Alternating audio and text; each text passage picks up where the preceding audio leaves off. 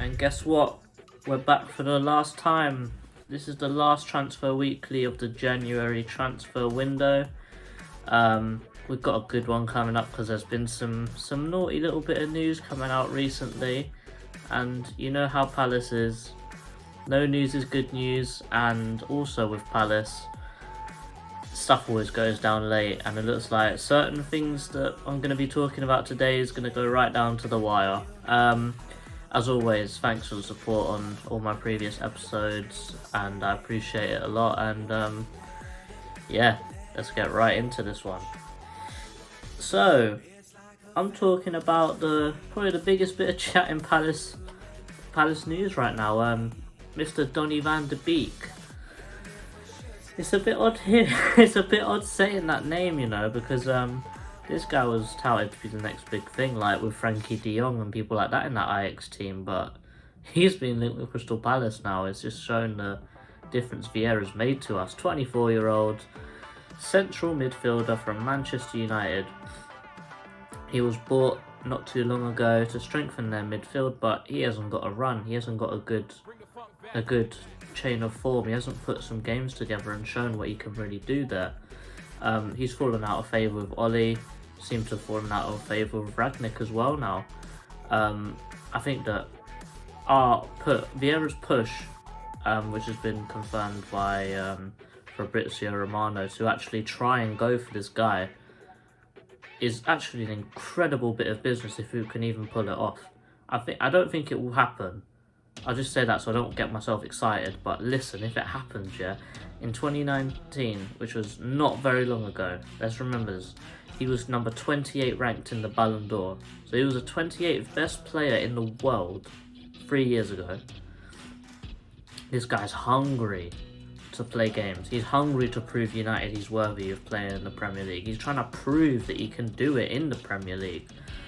And ironically, I would say that if he comes to us, we'll have a better midfield than Manchester United. Van der Beek, Conor Gallagher, Chet Kouyaté or Hughes, depending. But this is probably the highest profile player we've ever actually seriously looked at. Someone we've actually seriously had a chance of getting. I don't know, I'm not feeling too confident right now, but I feel like there's a chance there. And with how Vieira's doing his management these days, there could be... Vieira could turn this guy into a monster. He was a beast at Ajax, but he could be a monster at Palace. Like, he could be a completely different breed of player. Obviously, this move is not going to be a permanent move. It's going to be a loan until the end of the season. The only stumbling block I can really see is wages, but for United, he's only on 120 grand a week, which isn't big for them, but is a lot too big for us. I think if we can somehow subsidise that, I don't see any issues with it happening. I think 7 out of 10 chance of this happening, but if it happens, this will be a 10 out of 10 transfer, and it'll probably be the best transfer business we've ever done in January. However, it screams Bridgie outside the training ground at 11 o'clock on Monday night, so I've got something planned for them, so watch out. The next one, Bamba Dieng, I hope I said that one right, 21-year-old striker from Marseille. We've been linked to him very recently. He's a very new player to Marseille's front line this year. 14 caps, 4 goals, 1 assist, and he's got 1 appearance in the Europa League. So, you know, watching a few videos of him, not compilations obviously, because that doesn't give you a proper analysis of the player, but on this short-term research that I've done on him, he seems pretty quick, he's got experience, he looks pretty technically gifted, he looks built for it.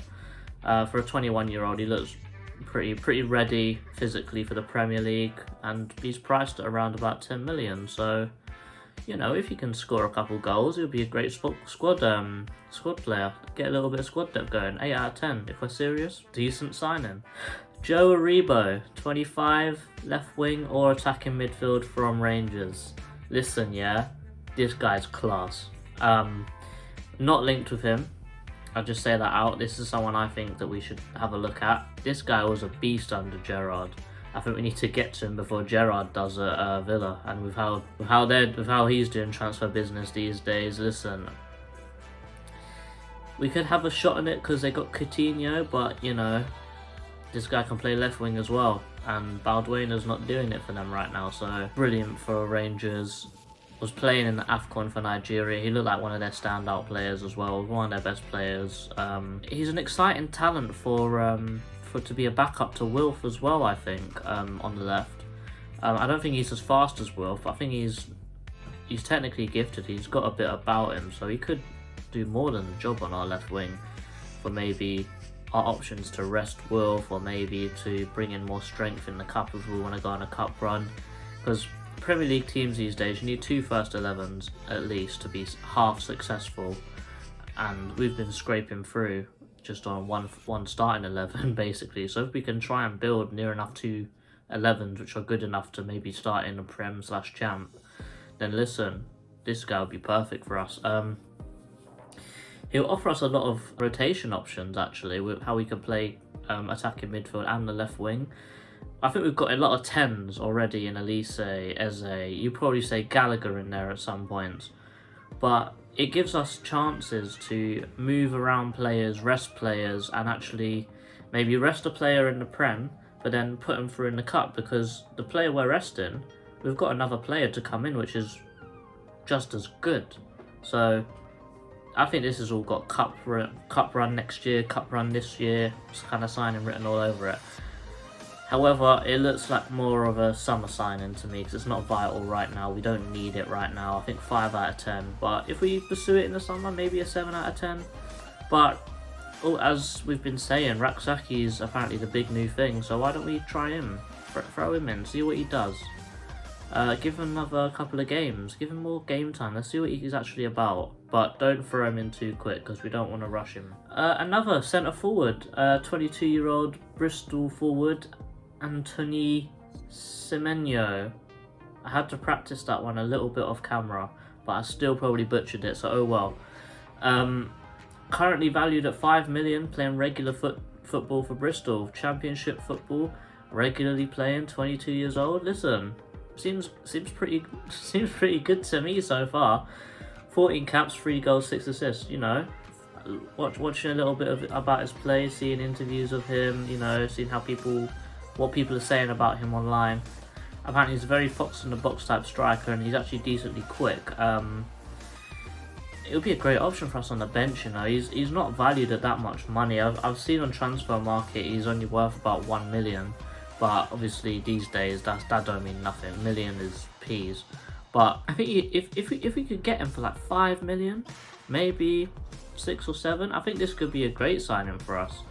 Obviously, 22, you got a little bit of that potential tax that I've been talking about, but, you know, we're just looking for strength on the bench. I think 6 out of 10 of it happening. It'll be a great squad depth option, and that's all it will be, unfortunately. But, you know, we're moving up in the world. We're trying to build this second 11. Ollie Webber. He was our under-23's Crystal Palace goalkeeper until Joe Whitworth came through. But he's just signed, I think today, actually, he signed for Portsmouth. On a permanent deal. It's an undisclosed fee.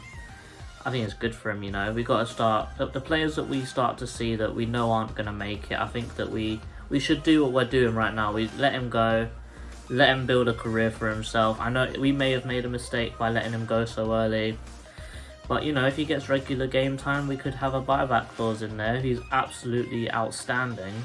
Buyback clause, you know, he could be our next reserve keeper or something like that. But, you know, I think it's 10 out of 10 for him, man. Go build a career for yourself. Good luck in your life, man. And, obviously, you'll be loved at Palace. And if you come back, you'll be another prospect that's come through our academy and shined. So, well then. Luke Dreyer, another one of ours, 23-year-old centre-mid from Palace. Gone on loan to Bromley until the end of the season. I think it's a good move for him. However, he's very injury-prone, so the only thing we've got to hope in his case is that he stays fit. If he stays fit, he'll play. But if he's actually got a very big problem with this, with his injuries, you can see another Johnny Williams or something like that happening again.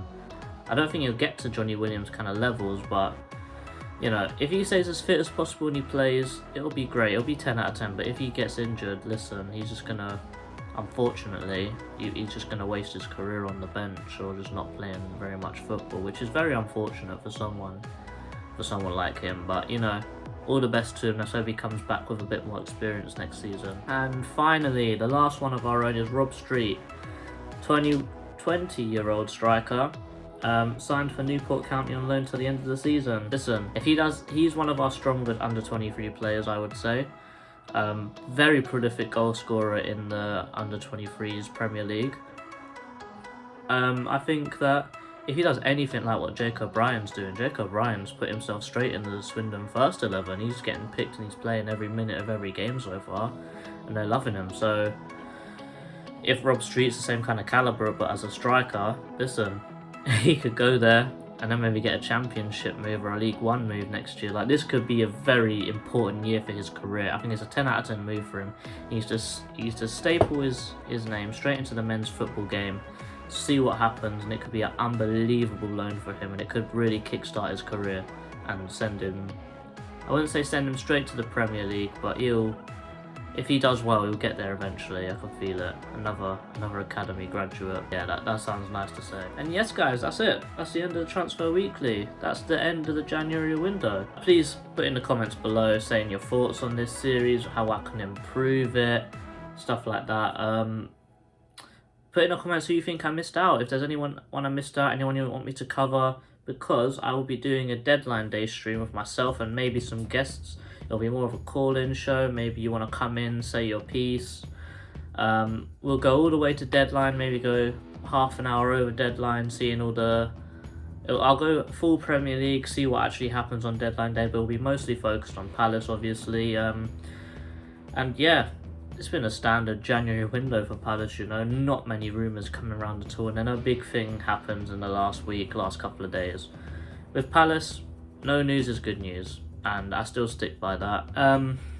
But, you know, if we get Van der Beek over the line on deadline day, this will be an insane window, even if it's just him. But, you know, obviously, as always, check out Eagle Eyed Football. I'll put that one like here or somewhere. I'm not sure right now. But, obviously, go check it out. I got cooked last night. I got roasted as funny. I used to...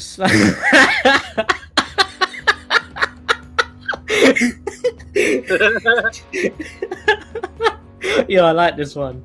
I enjoyed myself. I think the chat enjoyed themselves. Go watch it up, it's funny. And yes, guys, I will see you on Monday. Peace out. Up the Palace. Unfortunately, I wasn't around before Easter cards.